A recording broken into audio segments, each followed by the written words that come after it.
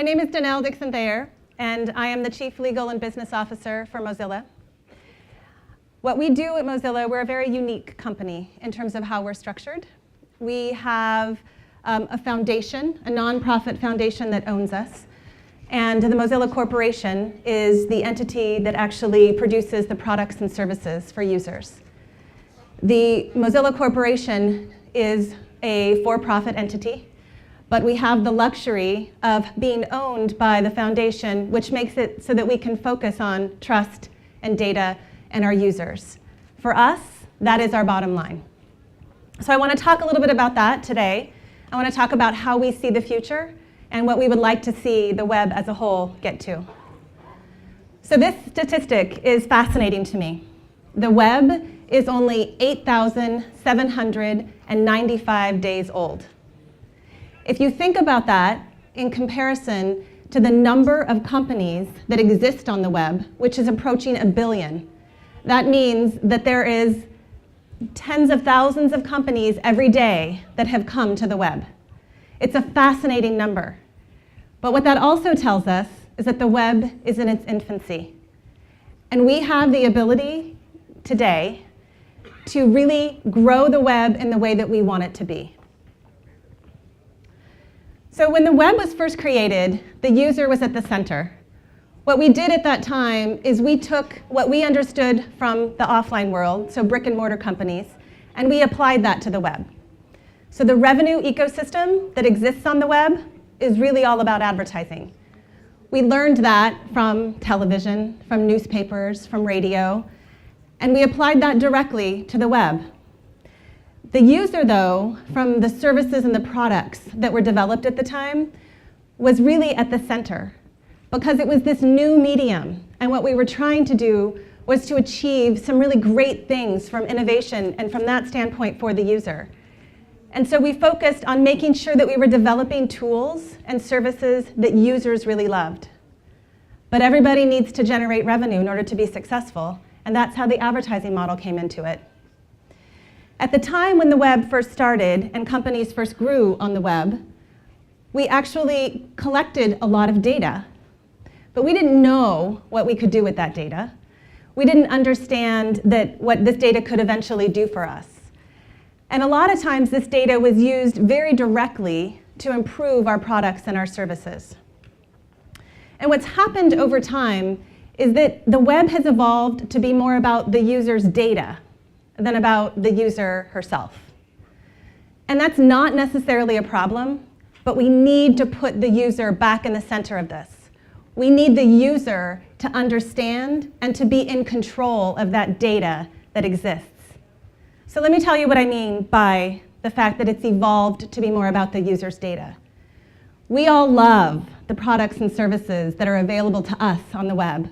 Some of us couldn't do our daily lives without it, which I think is pretty remarkable, given that it's 8,000 days old. But what's happened is a lot of data is collected behind the scenes. So the users really don't have any ability to know or see what's going on. So what you'll do is you'll go on Amazon and you'll look at a pair of shoes. And then a couple of days later, you'll go on another website and you'll see an ad for those shoes on Amazon or somewhere else. And users don't always understand how that transpired. How do these resellers get that information so that they can target me on a different site? That's the problem. That's the issue. It's not the fact that the retargeting happens, it's the fact that users aren't engaged in that value exchange. We all want access to this free content that exists on the web. We want these services to be built. We want innovation. I want user agents. I want Uber. I want things to be able to help me to make my life better. But I also want to understand what's happening with my data. So the focus now on the web is a lot, and it's not the companies that are necessarily focused on this, the true web companies that are actually providing you the value. It's that we're focused on how to extract value from the user rather than to provide value to the user. And so it's led to this friction. And frankly, it's led to some distrust. So users aren't all about trusting the web. And you and me, we need the users to trust the web. We want them to use this medium. We want to innovate so that the users can get access to lots of data and information that they need, but we also need to protect their interests. So I'll give you guys an example. So we created this product. It's an add-on for our browser. It's called Lightbeam. And we created it mostly because we wanted to understand what was happening on sites when users browsed there. And we wanted to be able to create a tool so that users could understand that. So here we have two websites.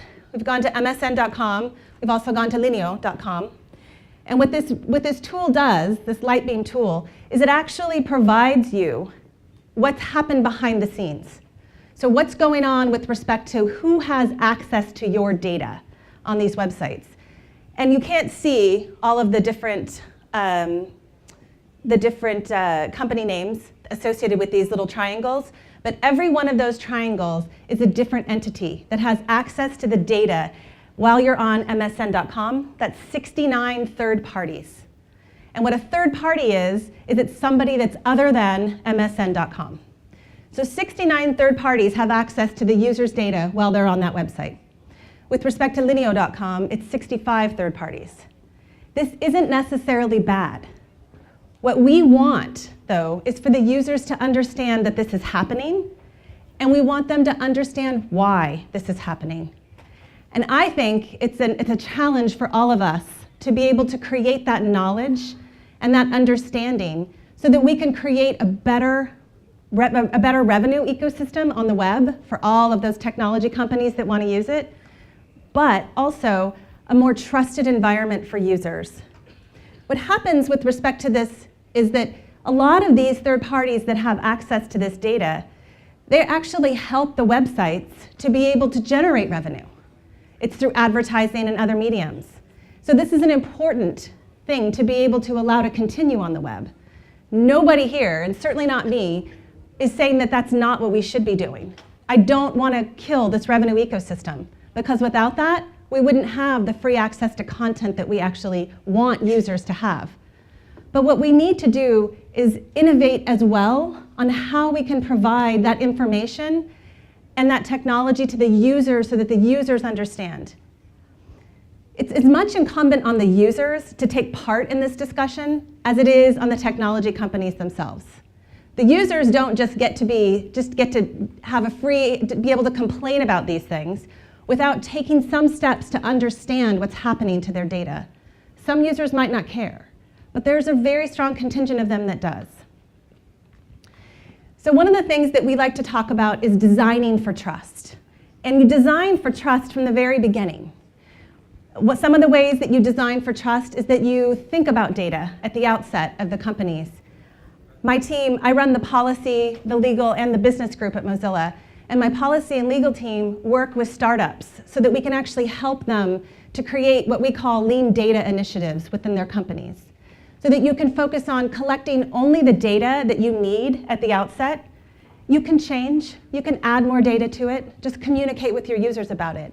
You collect what you need, you anonymize it as soon as you can, and then you delete it when you don't need it anymore. The most important thing about that process is that it's actually as important for the company as it is for the users, because the company creates a liability risk holding this data. It's liability because somebody could hack the data. It's liability because you might do something wrong with the data that you didn't intend. And it's also liability because there's lots of governments and other entities that are interested in this data. So if you go through the process of collecting only what you need, and then anonymizing the data to protect the users, and then deleting the data, it's a win-win for everyone. So if you design trust from the beginning and you focus on the user, you can actually create some pretty compelling products. What I have up here is just a few suggestions about what's been done. iMessage is one of those things that they really looked at taking the user and putting the user at the center. It's secure communication. It's encryption from end to end. Nobody has access to that data except for the two endpoints. So they really focused on that security. Now for Google Photos, It was one of the things they provided this free service to users to be able to store their photos, which some users find compelling, and they want to be able to do this. But in doing that, what users may not understand is the kind of data that Google is getting access to. Again, this isn't a bad thing.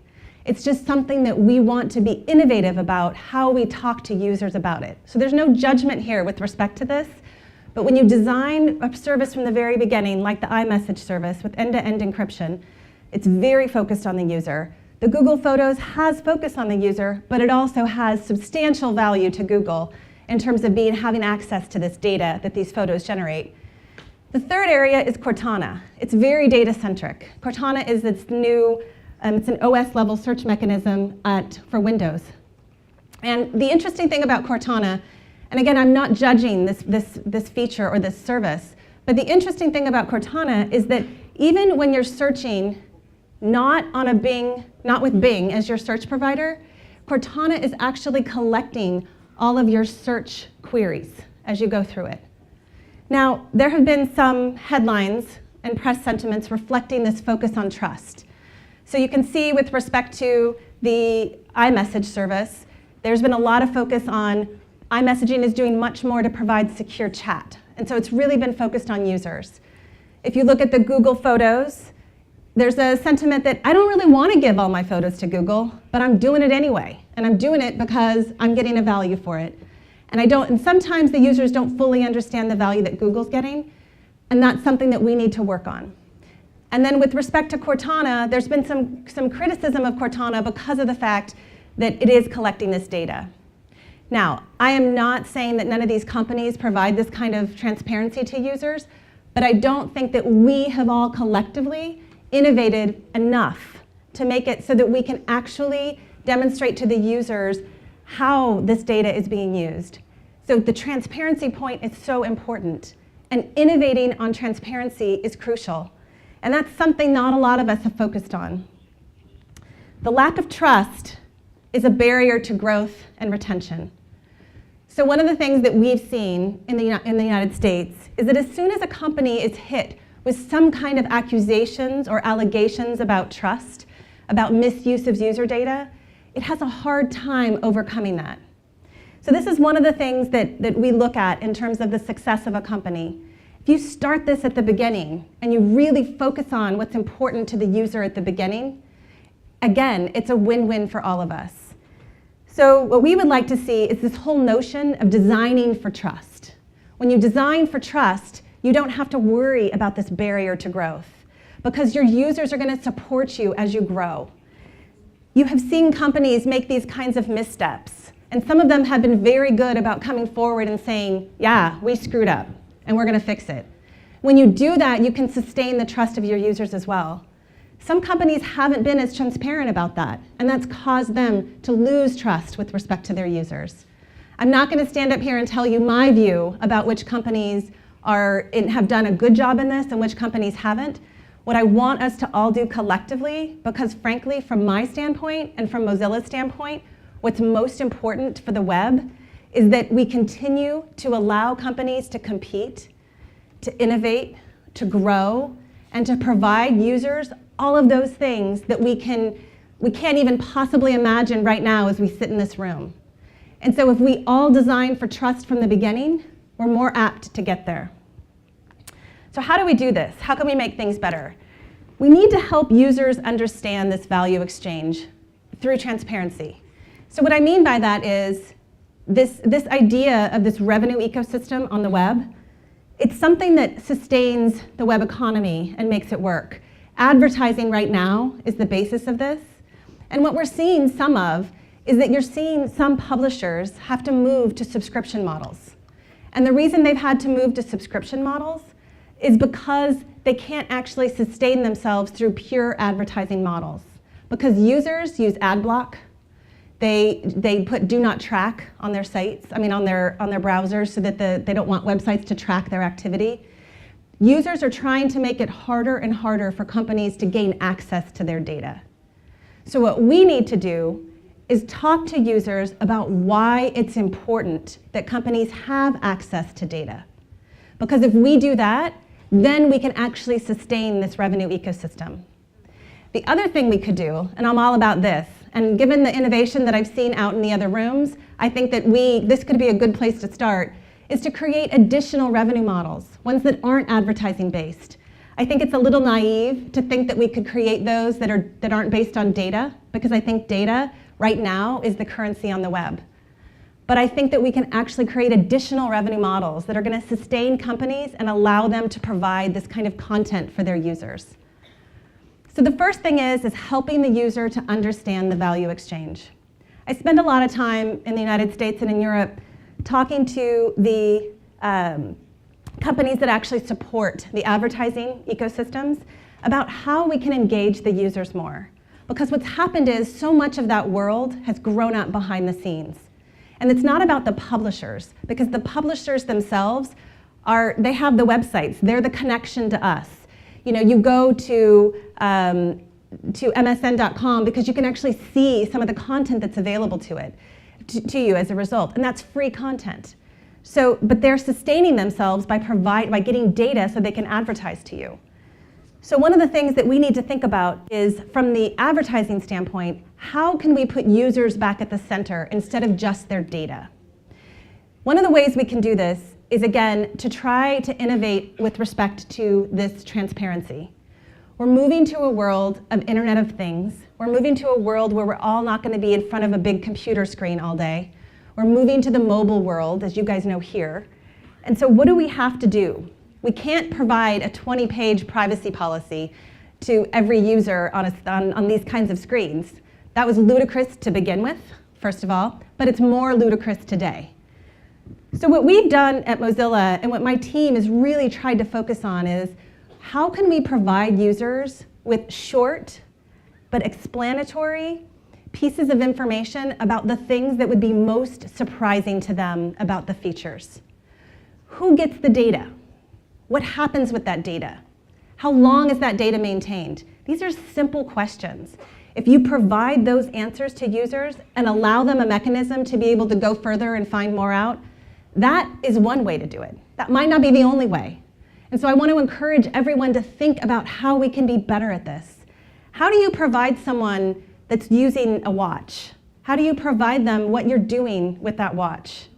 Do you put a text to them in the watch? Do you have a little notice before they open the box of the watch? You have to think about things we can do to make sure that users are aware of this. Some users, as I said, might not care. I don't. I'm one of those users who I use a lot of technology. I do generally know what happens with my data, but I don't really care until I do. And when I do care, it usually involves my children. And I'll tell you, a year ago or so, my middle son was buying some magazines my older son was selling at school, but it had to be done online. And so he bought a magazine, Auto Trader or something like that, and it's a popular magazine in the US. And so what happened is, a month later, my middle son, his name is Trevor, he received a notice from the National Rifle Association encouraging him to join. He is 10 years old at the time. And I was shocked. Like, how could the NRA, which is a pretty big lobbyist group in the US, have gotten his information to be able to target him with this kind of letter? So I called them, and I said, how did you get his name? Went through lots of different phone calls, and I found out that it's because he purchased this other magazine, and they sold that data to the NRA to be able to target groups of people. That in and of itself isn't bad, but it was bad where I was concerned. So this is what I mean, that privacy matters when it matters. And it matters to me when it's about my children. And it might matter to you when it's about you. And so this is the line that companies have to think about. What do users care about? What do you care about? When you're developing your business, you have to think about yourself. What do you care about when it comes to your kids? What do you care about when it comes to your parents?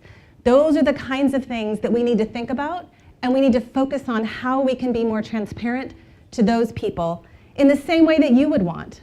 This is when it matters what we think, right? It doesn't always matter, but it does when we come to these things.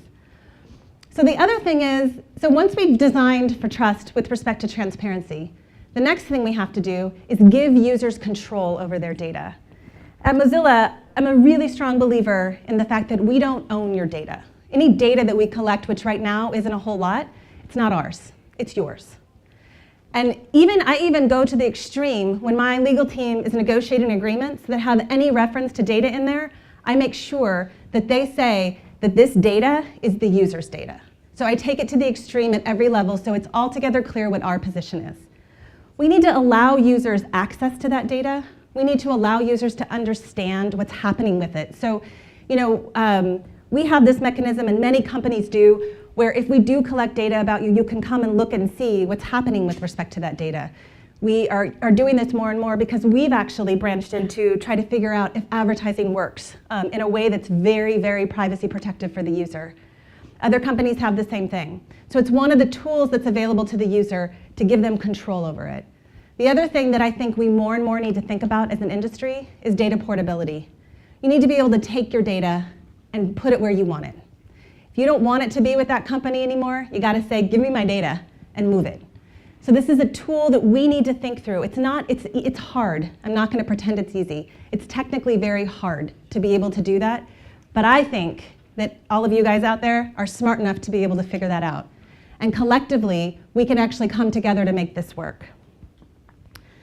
So what we can do is if we design trust in from the beginning with respect to our products, thinking about those things that we care about for our children, for our parents, for ourselves, that is how we can actually empower users and educate them to understand what's happening with respect to their data.